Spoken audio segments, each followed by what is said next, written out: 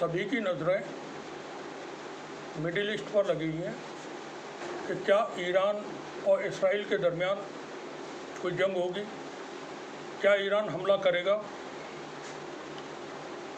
करेगा तो कब करेगा और किस लेवल का होगा। ये हॉट टॉपिक है मीडिया में, सोशल मीडिया में, जहाँ कहीं भी आप देखेंगे इस पर बहुत सारी खबरें आपको तफसील के साथ मिल जाएंगी। हमने भी इसी मुद्दे पर 2 मरतबा बात की और बताने की कोशिश की कि चीज़ें किस तरह से चल रही हैं। हमने बताया कि इस्माइल हनिया की हत्या जो तेहरान में हुई थी, इसराइल ने उसको ऑफिशियली एक्सेप्ट नहीं किया है या उसने क्लेम नहीं किया कि हत्या हमने की है। इस वजह से हमारा मानना ये है कि ईरान सीधे कोई कार्रवाई नहीं करेगा इसराइल के ऊपर। बड़ी वारदात हुई थी, वो कार्रवाई होगी, ज़रूर होगी, बदला लिया जाएगा, ईरान बदला ज़रूर लेगा, ये बिल्कुल तय है। मगर ये तय नहीं है कि ईरान सीधे कार्रवाई इसराइल के ऊपर करेगा। इससे पहले और भी बहुत सारी चीज़ें चल रही हैं। गाज़ा में जंग चल रही है, भयानक तरीके का खून खराबा वहाँ जारी है। इसराइल जैसे गांव देहात की भाषा में कहते हैं, रेद रेद करके इधर से उधर दौड़ा के, उधर से इधर दौड़ा करके तब कत्लेआम कर रहा है फ़लस्तीन के लोगों का। गाज़ा से रफ़ा की तरफ भेज दिए जाते हैं, रफ़ा से कहा जाता है इधर की तरफ जाइए, और फिर बमबारी की जाती है। मुस्लिम ममालिक जैसा वो करते हैं, वो आते हैं, कंडेम करते हैं और कहते हैं ये बहुत बुरा काम किया है इसराइल ने और इसकी हम निंदा करते हैं।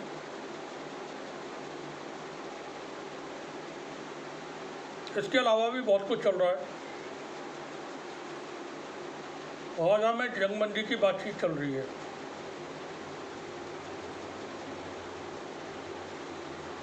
एक दिन पहले 11 तारीख को, 11 अगस्त को अमेरिका, जॉर्डन और कतर तीनों ने एक साझा बयान जारी कर कहा कि गाज़ा में फौरी तौर पर जंगबंदी होना चाहिए। ध्यान रखें कौन कौन से मुल्क हैं, अमेरिका, जॉर्डन और कतर। जॉर्डन में भी बातचीत पीस प्रोसेस की होती रही है, कतर खुद मीडिएटर रहा है, अमेरिका इनिशिएटर रहा है। उसमें बाइडेन के नाम से बाइडेन डॉक्ट्रिन ड्राफ्ट तैयार हुआ था। आज एक अपील और जारी हुई है या बयान जारी हुआ है और ये बड़ा सख्त बयान है, इसका वेलकम होना चाहिए। फ्रांस के राष्ट्रपति मैक्रोन का एक बयान है और उन्होंने बड़ी सख्ती के साथ नेतन्याहू को बोला है एनफ इज एनफ, बहुत हो चुका। बहुत सख्त तेवर हैं मैक्रोन के। यूरोप किसी बड़ी जंग को नहीं चाह रहा है इस वक्त, बड़ी जंग हो। नेटो के मुल्क फंसे हुए हैं यूक्रेन में। यूक्रेन के अंदर रशिया यूक्रेन की भयानक जंग चल रही है और नेटो के 31 मुल्क वहाँ फंसे हुए हैं, इंक्लूडिंग अमेरिका। नया कोई फ्रंट नहीं चाहता यूरोप के खुल जाए, वो भी ईरान जैसी ताकत के साथ। ईरान खुद ताकतवर है, ईरान के अपने जो सहयोगी हैं वो भी बहुत ताकतवर हैं और छापामार जंगों के माहिर हैं।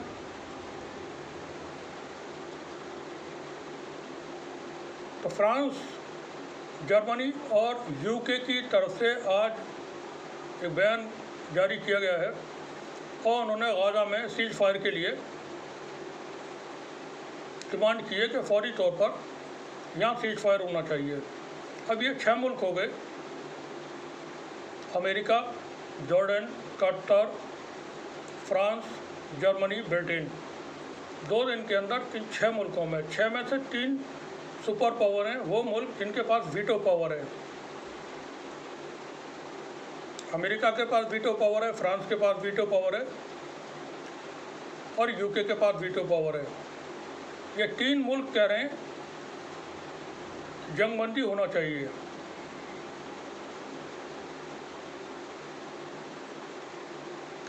रशिया और ईरान पूरी तरह से, रशिया और चाइना पूरी तरह से गाज़ा में फ़लस्तीन के लोगों के साथ हैं, वो गाज़ा के साथ हैं, ईरान के साथ हैं। उनके बयान आ चुके हैं सरकारी सतह पर।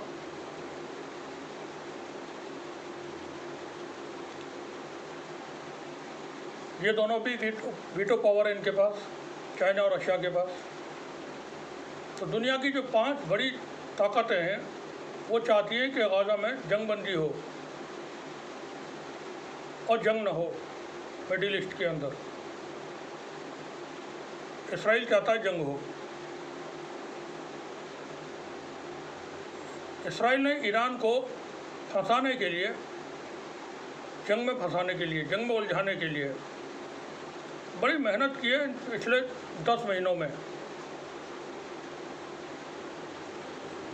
लेकिन ईरान का जो इस्टेब्लिशमेंट है वो इंटेलिजेंट है, वो इनके हरबे में नहीं फंसेगा। जो बार बार जंग की बात आ रही है, ईरान की तरफ से हमला होगा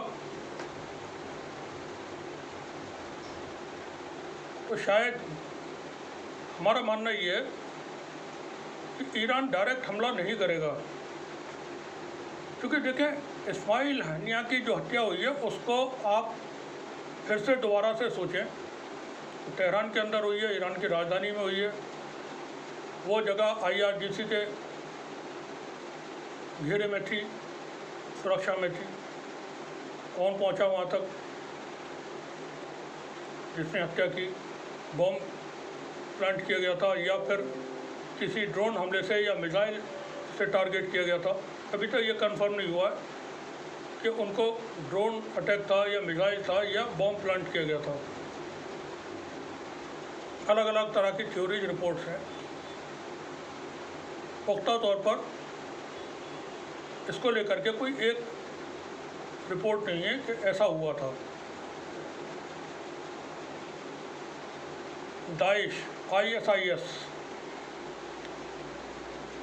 इसको CIA, इसराइल, UK और सऊदी अरब ने खड़ा किया था। अब बहुत कमज़ोर हो चुका है, खत्म होने की कगार पर है, लेकिन वो अभी वजूद है उसका बाकी है। और दाइश के आतंकवादियों के निशाने पर ईरान हमेशा रहा है। तो बहुत मुमकिन है इस्माइल हनिया की हत्या दाइश के आतंकवादियों के ज़रिए अमेरिका ने और ईरान ने इसराइल ने करवाई हो। अमेरिका की मर्जी के बगैर नहीं हो सकती इतना बड़ा जो कांड हुआ है। किसी न किसी लेवल पर अमेरिका से उसकी सहमति बनी होगी इसराइल की। अब क्योंकि बहुत सारी डिटेल यहाँ रहती है मीडिया में और लोग बातचीत करते हैं और उस पर हम अपनी पिछली रिपोर्ट्स में ये बता चुके हैं कि जहाँ तक हमारा मानना है ईरान सीधा हमला नहीं करेगा। प्रोवोक करने की कोशिशें हो रही हैं कि ईरान को किसी तरह से छेड़खानी की जाए।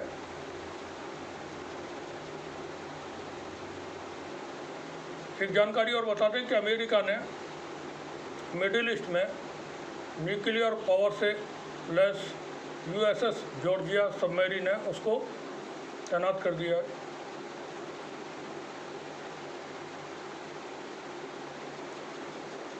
अभी का एक बयान और है, United States says it will take every possible step to defend Israel.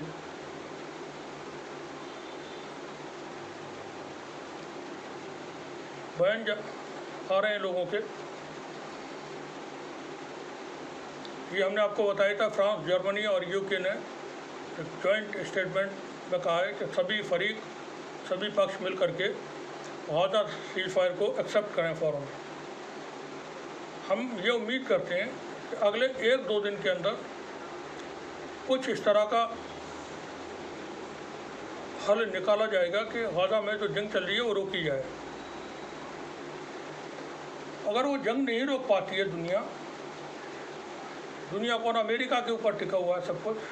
अगर अमेरिका इस जंग को नहीं रोक पाता है और मिडिल ईस्ट में कुछ बड़ा हो जाता है तो उससे बहुत तबाही आएगी, पूरी दुनिया मुतासिर होगी।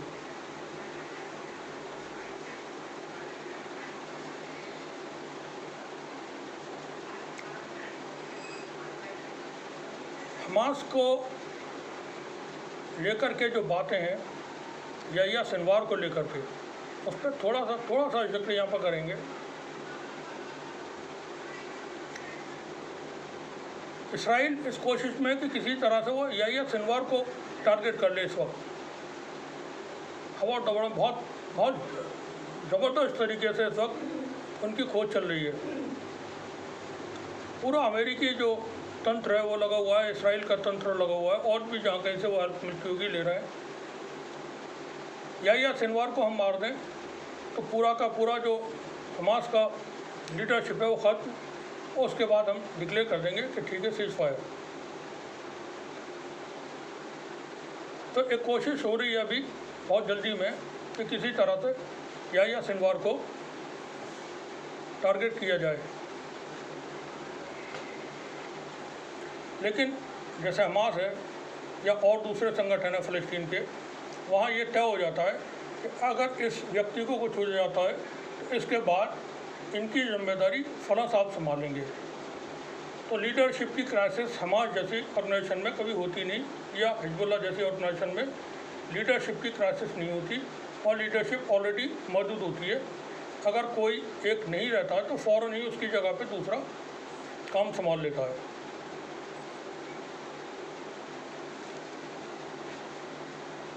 ईरान के ऊपर ही तमाम दुनिया की आंखें लगी हुई हैं, नज़रें लगी हुई हैं।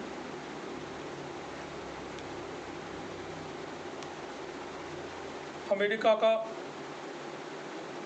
जो इस्टेब्लिशमेंट है वो भी ईरान के डायरेक्ट कांटेक्ट में है, बातचीत चल रही है।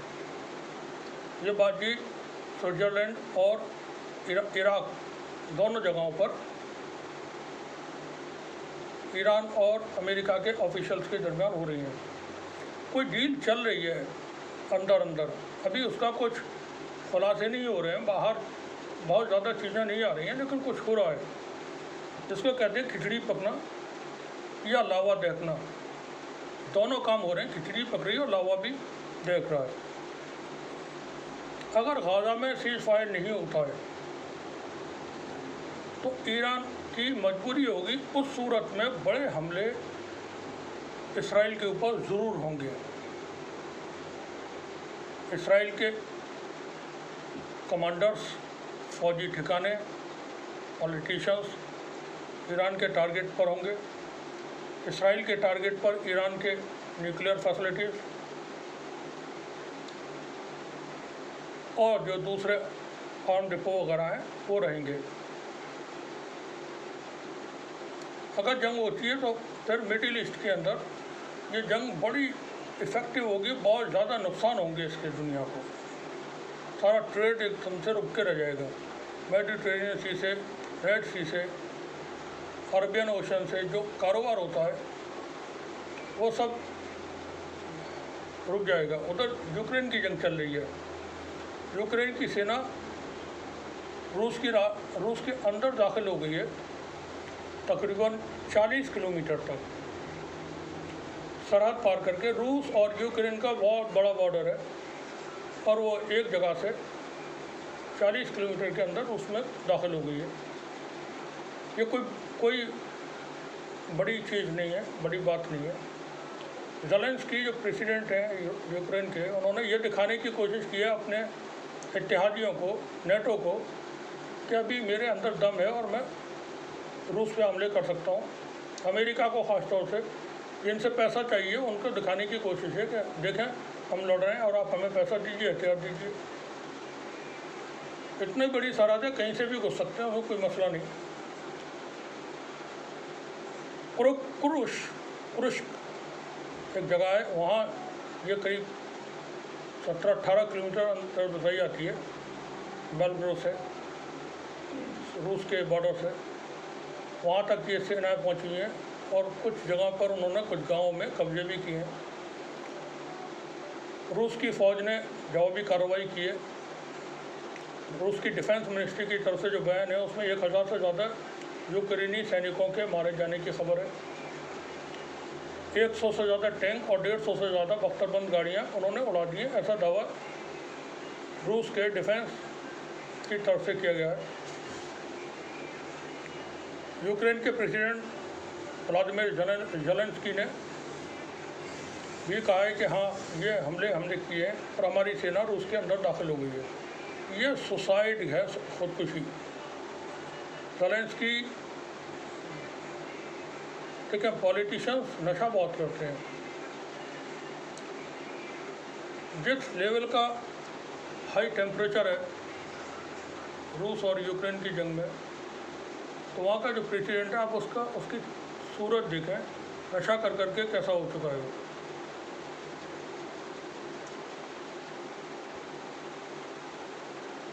आपकी सेना अंदर चली गई, रूस के ऊपर उसका कोई फ़र्क नहीं पड़ नजर आए और ना कोई आपको अचीवमेंट इससे हासिल हो नजर आए।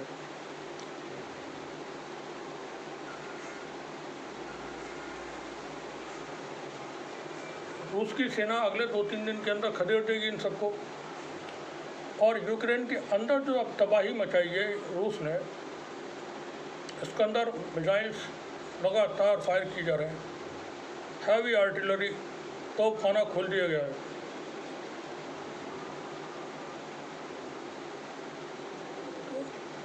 तो एक भयानक जंग वहाँ भी चल रही है, एक जंग गाज़ा में चल रही है, एक जंग मिडिल ईस्ट में तैयार रखी है।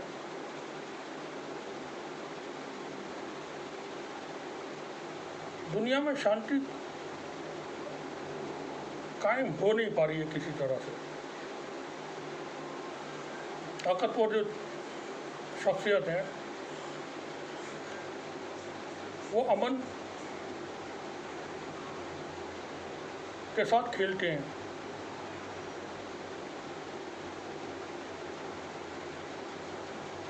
वो चाहते हैं कि खून खराबा होता रहे। ईरान मगर और संजीदा, यहाँ पर 2 मुल्कों की तारीफ़ करनी होगी, एक ईरान की, एक फ्रांस की। देखिए, फ्रांस की तारीफ़ इसलिए कि अभी बड़े वहाँ चुनाव हुए और जिस तरह के चुनाव थे, फ्रांस में ये उम्मीद थी कि वहाँ फासिस्ट ताकतें सत्ता में आ जाएंगी, लेकिन फ्रांस की जनता को सैल्यूट किया उन्होंने, उनको बाहर किया, रास्ता दिखाया, जीतने नहीं दिया। और बड़े अजीब से हालात बने हुए थे, लेकिन फ्रांस ने एक बहुत कामयाब ओलंपिक गेम्स का ऑर्गेनाइज कराए उन्होंने, बहुत शानदार तरीके से, अच्छे हुए हैं। कुछ कमियां खामियां होती हैं, बावजूद इसके बहुत अच्छे ओलंपिक गेम्स हुए हैं। वहीं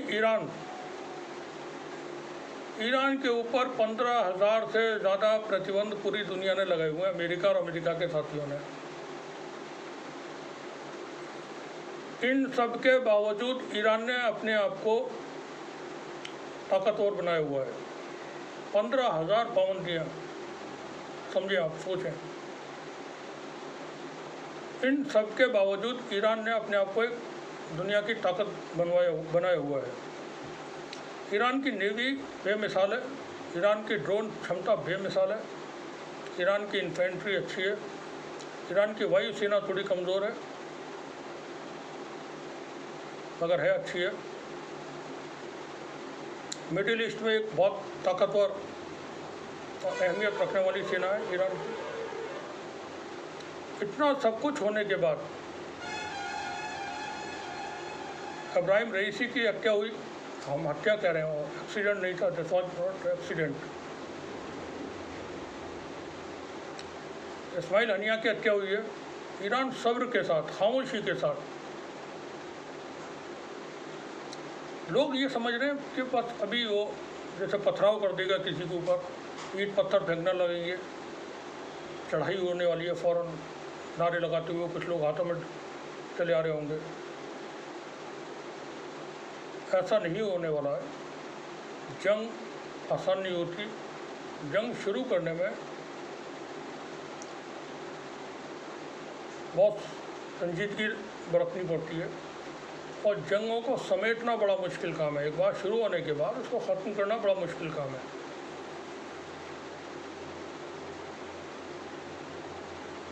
इस्माइल हनिया की हत्या का, कत्ल का, उनकी शहादत का बदला ईरान लेगा, ये तो आप सब बिल्कुल तय है। सच बात यह है कि अरब के मुल्कों में जो इस्लामिक हम नज़रिए से बात करें तो ईरान का, उसको हम क्रिटिसाइज भी कर सकते हैं बहुत मामलों में, मगर ईरान ऐसा मुल्क है जो दीनी मामलों में पीछे नहीं हट रहा है कभी। और मुल्क हैं वो अपना इधर से उधर, उधर से इधर होते रहते हैं नफ़ा नुकसान देख करके। लेकिन ईरान की स्ट्रेटजी, ईरान के मकसद, वो सब, गाज़ा की जंग ईरान ने लड़ी है, बाकी ने देखा है सिर्फ होते हुए कत्लेआम।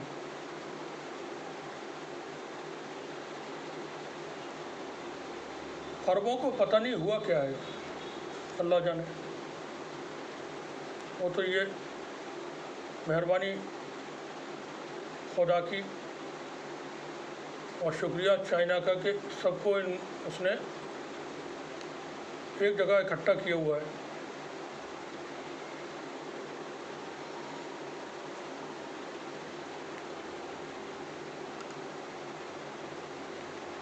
ईरान का जो पोजीशन है, हम थोड़ा सा ऐसी फालतू की बात कर रहे हैं सब, ईरान को डिस्टर्ब करने की कोशिशें हो रही हैं मिडिल ईस्ट के अंदर। कुछ हैं एलिमेंट्स जो चाहते हैं कि ईरान डिस्टर्ब हो। हमारा अपना मानना यह है कि ईरान को, या ईरान का इस्टेब्लिशमेंट इस बात को समझ रहा होगा कि कौन क्या चाहता है और उसको पैनिक नहीं होना है। सब्र के साथ, तहम्मुल के साथ, खामोशी के साथ जो करना है वो किया जाएगा। कोई उसमें उजलत नहीं। सोशल मीडिया के जो लोग हैं, मेरा उनसे कहना ये है, जंग आसान नहीं होती, लड़ाइयाँ बड़ी महंगी होती हैं। खून खराबा वैसे भी बहुत महंगा होता है, खर्चीला होता है, परेशान करने वाला होता है।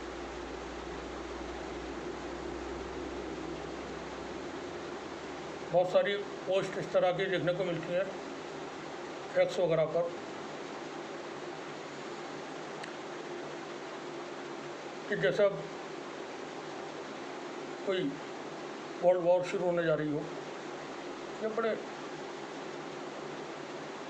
क्रिटिकल मैटर्स हैं, ऐसे नहीं हुआ करते, जंगें ऐसे ही शुरू नहीं हो जाती हैं। मगर ईरान बदला लेगा, इतना तय है। शुक्रिया आप सभी का।